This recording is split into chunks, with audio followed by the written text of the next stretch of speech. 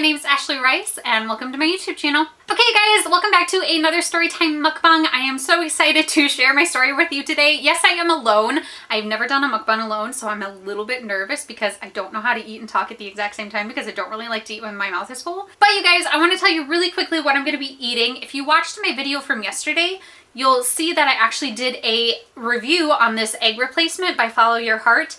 And all of the items that I made, I'm going to be eating. So some of them have already been eaten a little bit because I had to try them. But I have some cheesy broccoli scrambled egg right here. And then I have my family's amazing recipe of molasses cookies that I eat all the time. And then also I tried making some puffy pancake. I'm also going to be drinking some Arizona tea that is vegan friendly. I thought that was awesome. The only ones that are not vegan are the ones that have honey in it, but everything else should be good. And that's so exciting because I drank this all the time in high school and I'm so excited that I can still have it. So that's what I'm going to be eating today. And if you haven't seen my review on this vegan egg, please go back and check out the one from yesterday. I would love to know what your thoughts are on all of this. I'm not going to really tell you what I think about these just because I mentioned that all in the last video, and I just want to get down and tell you the story about how I almost died. So here we go. I'm going to start with my scrambled egg, I think. I'm going to put a little bit of ketchup on here because that's usually how I eat scrambled eggs. In college, it was actually my third year of college. I had to do 5 years because I transferred and studied abroad. If I hadn't studied abroad, I could have finished in 4 years. And you guys, Australia was like such an amazing time. I hope one day I am rich enough to go back there because it is expensive to get there. But it was like a beautiful place and I would gladly go back there again. However, one of the things that you need to know about me, I cannot swim. I am the worst when it comes to swimming. Like, I can doggy paddle, but I don't go anywhere. And the issue with that is because I'm extremely kinesthetic. And so in order to learn how to swim, I just need to do it so that my body can get it and understand it. Like, I can't be told how to do it and then just do it. Like, I have to practice, practice, practice. And the issue with that is oftentimes in order to practice, you need to go into deep water, which is terrifying.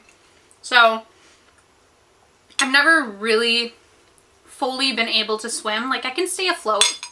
And generally when I'm in very salt heavy waters, like, you generally float anyway. So I can like go out and enjoy those and like, I'm fine. However, there's a lot of currents in Australia, you guys. That is not good because if you get caught in one of those, like, you're gonna get carried away. And if you cannot swim, like, you are in trouble. Me and a group of friends that went on the trip with me, on the study abroad trip, who were from different colleges, like, we just met for the trip. We all decided that we wanted to go to Bondi Beach, which is a very popular beach near Sydney, Australia. So that's where we were studying abroad, and so that's where we decided to go. And one of the guys, actually I think 3 of the guys who were on the trip with us, they watched Bondi Rescue a lot, which is a TV show. It's a very popular one in Australia from my knowledge. I'm sure you can correct me if you're from Australia. But we all decided to go there, and these guys kept joking around about how one of us was going to end up on Bondi Rescue and it was going to be super exciting, and like, no one really knew that I couldn't swim except for a select few people. And I just don't like to be a Debbie Downer, and like, enough people knew, and one of the guys who knew was like a certified lifeguard, so I felt safe. We go out. It's a really nice sunny day. I need to talk slower because I'm not even close to finishing this food. We actually get told where the current is, and we're like told steer clear of that, but you can swim anywhere else, the current is fine. So we're like, great, we're gonna do that, that'll be great. So we're swimming around, we're having a blast. I'm slowly getting over my fear of being in deep water because I have a slight fear of being in deep water because I've almost drowned a few other times. So you can tell why I have a little bit of a fear. Very yummy. So it was really hard for me to go out into the deep water, but everyone else was going out there. Everyone else is like glorious swimmers because most of them were from California. So we are out swimming and I'm slowly and slowly getting further out and further out because it's very salt heavy, and so I'm able to float easier and I can doggy paddle so I can stay above, and everything's great and I'm having a blast and we're all just enjoying the very soft waves that are coming in. Like, it was a really great day to go out swimming. After a while, some of the people in the group noticed, oh, we're getting too close to the current, we're being pulled by a little bit, we should swim away. And at this point, I have so much confidence. I'm like, yes, I can swim away, it's gonna be great. Not true. Guys, I don't think I'm gonna be able to eat all of this. Everyone turns back and they're starting to swim away. And I'm sitting here struggling against this, at this point, very soft current, by the way, but it's just carrying me very gently. Like I hadn't gotten to the really extreme part where it would like pull me into the water or like pull me against rocks and like just do a lot of damage. So I hadn't gotten that far. And then so, you know, I'm working as hard as I can. And then all of a sudden the waves start getting stronger and stronger. And like I have salt water splashing into my face and I'm not like really able to breathe that hard. And the current is getting stronger and it's pulling me even faster. And at this point, the guy who was the certified lifeguard, he is like, oh my gosh, Ashley can't swim. So he comes like racing back, and he is such like a comforting person and a very calm person. And so he's just like, come on, Ashley, we can swim. Why don't we lay on our back and we'll just kick our legs and like, let's try and swim further and further away. And he's like trying to teach me how to swim as we're going. And so we're trying, we're not going anywhere. We're slowly getting pulled away. And like the current wasn't strong enough that he could have pulled away whenever, but there was no way I was getting out of this current. And because we're on our backs, like more water's hitting me, the waves are getting more aggressive, and like I am like about to give up. Like I actually was just like at that point like praying to God. Like I legit thought I was gonna die in that moment. And so I'm freaking out because it's like I can barely breathe. I can barely get another gasp of air before you know, the next wave hits me, and like I'm swallowing so much salt water, and like guys, it was terrifying. There's no way I'm finishing all this food, by the way, so I'm just gonna enjoy it while I tell the rest of the story. I'm already full. Finally, this lifeguard comes up, and I find out later that Josh had actually signaled to the lifeguard to come and help us. And so the lifeguard comes back and puts me on his surfboard and then starts to swim me back to safety. And Josh is like, he got out of the current, he's fine. And so he's like rescuing me, like I'm trying to like, you know, gasp for air. And then the lifeguard, who is a volunteer by the way, just totally flips the board and I go flying off. And at this point we're in like an area where I can stand up. I'm fine. I'm like, I'm fine, don't worry. Like I can stand up now, I'm good. And he's like, no, I have to bring you to shore. And so I was like, okay. So he makes me get back on his surfboard and like proceeds to like take me all the way to the ground. Like he makes me stay on the board until like I have to crawl off the board because there's like, I'm on the ground, like we're skidding across the ground. And then he's like, okay, get up. And then he proceeds to like carry me. Like, so I have to put my arm around him. I'm like, I'm fine, really. Like I just got caught by the current. And so he is like, no, I gotta make sure you're okay. I'm still trying to get over a little bit of shock. And I'm also like extremely embarrassed at this time because my whole group is watching. And there's like this very stereotypical American couple.